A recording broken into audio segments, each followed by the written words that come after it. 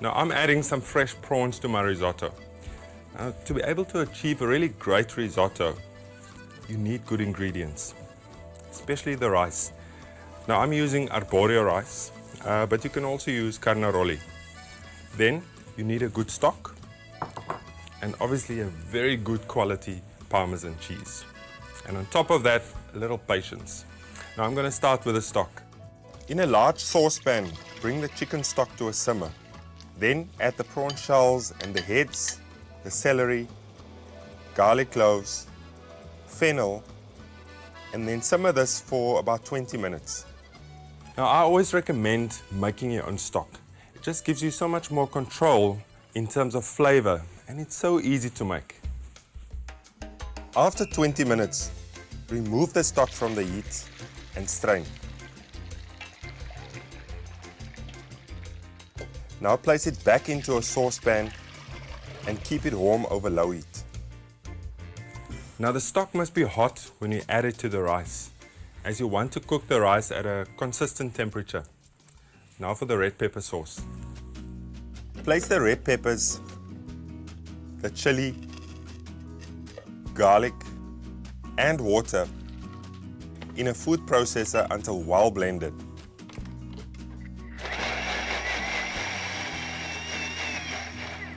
When done, remove and strain. Now place this liquid into a small pan and reduce it by half. This should take roughly 10 minutes. Now by reducing the liquid, it really intensifies the flavor of the sauce, and it also brings out that natural sweetness of the red peppers. When reduced, add the butter and stir to melt. Now the butter must be well incorporated into the reduction and emulsify the sauce to give a lovely gloss. Now set it aside when done. As you can see, that's how easy it is to make this sauce. And it's quite versatile with some grilled fish. It's beautiful. Now, for this dish today, it will add a bit of sweetness and some lovely color. I think it's time to get going on my risotto. Using a slightly deep saucepan, heat the olive oil over medium heat. Now, toss in the onions and the garlic and saute quickly until golden and fragrant. This should take about 3 to 5 minutes. Next, add the rice and stir to coat each rice grain evenly with the oil. Now, add the perno. Now it's best to use a wooden spoon when stirring the risotto. When using a metal spoon, you run the risk of breaking the rice kernels, and that's not something that you'd want. The rice will give off a toasty aroma and change from pure white to almost opaque. Next, add the white wine and stir as the rice absorbs the liquid. Reduce your heat to low. Now you see, this is where patience plays a big role. This is exactly what I want. So I don't want to cook the rice at a too high temperature and also not too low. Risotto is just one of those dishes that eventually you get the feel for it. Time to add the stock. Start adding the hot stock 1 ladle at a time, while continuing to stir. As the rice absorbs the liquid and starts to look a little dry, add another ladle of the stock and continue to stir. Now this is a very important step when making risotto. You want to stir it continuously to allow for the rice kernels to release more of the starch.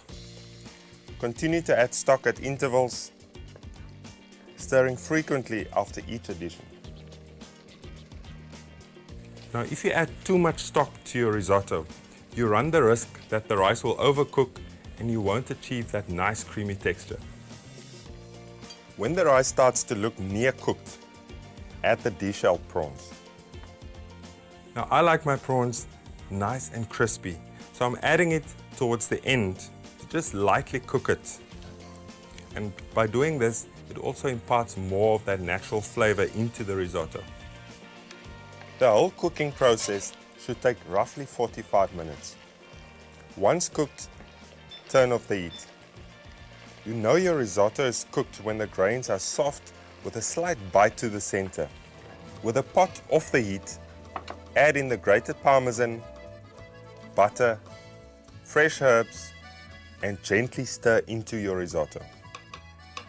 Now, it's important to remove the risotto from the heat before you add the butter and the cheese.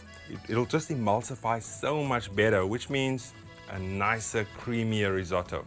Now, one thing about risotto is really you have to serve it straight away.